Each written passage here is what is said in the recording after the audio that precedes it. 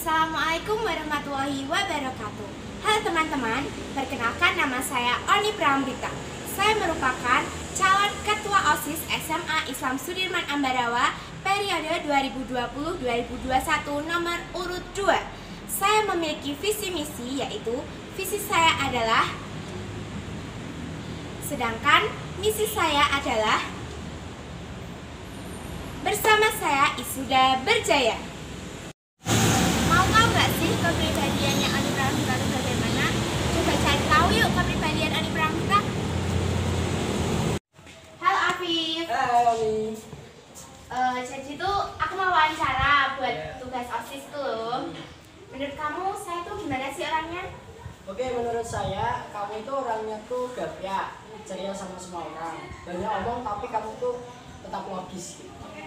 Terus menurut kamu kalau aku jadi ketua OSIS periode selanjutnya, pantas nggak sih aku jadi ketua OSIS? Pantas banget.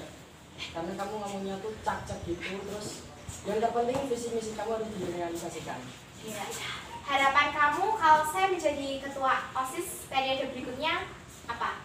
Lebih baik dari angkatan sebelumnya. Oke, selanjutnya kita cari tahu gimana sih Oni Pramrita di pandangan para kak kelas. Coba cari tahu yuk. Jadi kali ini saya mau mewawancarai Mas Yusa sebagai wakil ketua MPK di SMA Islam Sudirman Ambarawa ini. Mari kita lihat. Mas Yusa mau minta waktunya sebentar boleh? Iya boleh. Gimana ya? Mau wawancara sedikit ya Mas? Iya. Jadi menurutnya Mas Yusa sebagai ketua MPK di SMA Islam Sudirman ini, kan saya mau mencalonkan diri sebagai ketua OSIS. Menurut Mas Yusa sendiri, saya tuh cocok nggak sih jadi ketua MPK? Mas Yusa kan juga jadi panitia seleksi OSIS MPK ini. Menurutnya Mas Yusa gimana? Menurut saya kan menjadi panitia di MPK OSIS Pemilihan Umum ini. Menurut saya kamu tangguh dan cocok karena kamu juga aktif dalam kegiatan dalam studi ini. Kamu juga pikir kamu juga bagus. Apalagi kamu juga di ekstra seperti PML. Ya kan?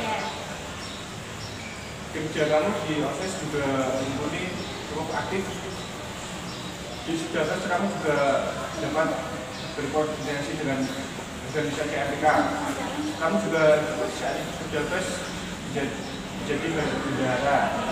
Sekarang sudah berguna. Menurut saya kamu cocok dan mampu. Saran saya kamu jika menjadi ketua OSIS bertanggung jawab, kreatif. Bisa tanggung masuk. Masuk. Gimana Om? Udah selesai belum? Udah, tinggal sedikit Mbak nih. Mbak mau tanya-tanya. Iya, tanya apa? Jadi kan aku mau nyalonkan jadi ketua OSIS. Dan menurut Mbak Natasha tuh gimana sih aku tuh pantas nggak jadi ketua OSIS? Kalau menurut saya sendiri sih kamu pantas untuk menjadi ketua OSIS karena kamu bisa mengendalikan apa yang kamu inginkan, juga bisa membagi waktumu dengan baik antara organisasi, OSIS, dan juga belajar kamu. Selanjutnya, kita cari informasi tentang Oni Pramrita dari pandangan Bapak Ibu Guru. Lihat videonya. Bu Adika, saya mau tanya-tanya sedikit. Kan saya mau mencalonkan diri sebagai ketua OSIS periode selanjutnya. Menurut nilai, dari sisi nilai, saya tuh masuk nggak sih jadi ketua OSIS?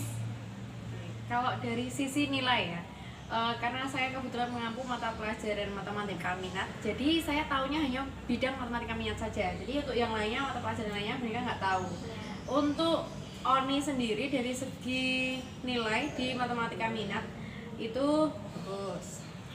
Sudah ada tanggung jawab karena terbukti dari tugasnya juga sudah terpenuhi, sudah bisa dicek. Monika juga sering ngecek, Oni itu lengkap. Terus untuk yang kemarin pemahaman materi hingga mengerjakan soal untuk tes itu bagus, termasuk di ya 8 ke atas. Ya. Untuk kedepannya tetap semangat, pokoknya yakin aja, gak usah mikir nilainya gimana. Ya. Pak, kalau menurut Bapak sendiri, apa sih kepemimpinan itu? Ya, baik. Kepemimpinan itu sebenarnya adalah sebuah amanah. Ya, jadi seseorang yang dipercayakan oleh istilahnya suatu komunitas, kemudian organisasi tanpa pemimpin tidak akan pernah jalan. Ibarat kapal kalau tidak ada nahkoda, itu tidak akan pernah jalan. Maka andai saja nanti ini kan pemilihan ketua OSIS, misalkan nanti panjenengan itu terpilih, maka ada hal-hal yang ingin saya sampaikan. Yang pertama, jadilah sosok pemimpin yang ideal. Ideal itu bukan berarti tidak istimewa. Ideal itu yang pertama, tidak terlalu tinggi hati kalau nanti jadi. Kemudian jangan juga terlalu merendah diri. Nah, tetap menjaga wibawa. Ya, tetap arif dan bijaksana dalam saat mengambil keputusan. Tidak mementingkan kelompok satu atau kelompok yang lain, tidak mementingkan kelompok atau istilahnya si A atau si B, tetap berada di tengah. Ya, dengan penuh tanggung jawab. Ini adalah amanah yang diberikan ke teman-teman oleh panjenengan. Kemudian anggap saja ini adalah ibadah. Ibadah apa? Ya, ibadah ketika suatu saat nanti panjenengan berada di luar sana mendapati atau mendapatkan amanah dari sebuah perusahaan, karena kalau sudah bekerja tetap dijalankan sesuai dengan ketentuan yang ada. Ya, jadi harus bersikap adil, bersikap jujur, ya, tetap rendah hati. Pak, kan Pak Iwan sudah mengajar saya. Menurut Pak Iwan sendiri, yang disebutkan Pak Iwan itu ada nggak sih di saya?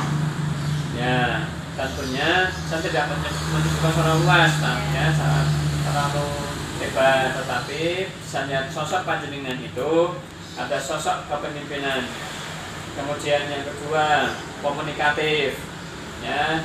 Yang ketiga, termati memandang semua adalah sama, ya, tidak memihak salah satu atau saya seperti ini loh. Nah, itu berarti kan sudah menunjukkan bahwa saya harus ingin diakui. Ya, tetap kemudian ada sosok seorang pemimpin ada dalam diri panjenengan. Tinggal nanti caranya adalah bagaimana mengembangkannya, bagaimana meningkatkan kualitasnya, dan bagaimana memupuk ini, ya. Jadi kalau sudah jadi seorang pemimpin bukan berarti semakin kita semakin bodoh, ya, atau mungkin sebaliknya, pohon semakin tinggi akan diterpa oleh angin yang kencang. Semakin halnya kita berpendidikan tinggi atau sebagai satu pemimpin, maka akan diterpa dari berbagai ujian, cobaan. Ya, nanti kalau dengan sudah muncul atau nanti jadi ketua OSIS lapisan itu tetap jalankan dengan penuh tanggung jawab. Ya, kemudian lakukan hal-hal yang terbaik. Buat siapa? Diri sendiri, orang lain.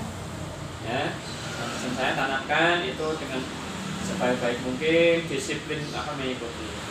Ya.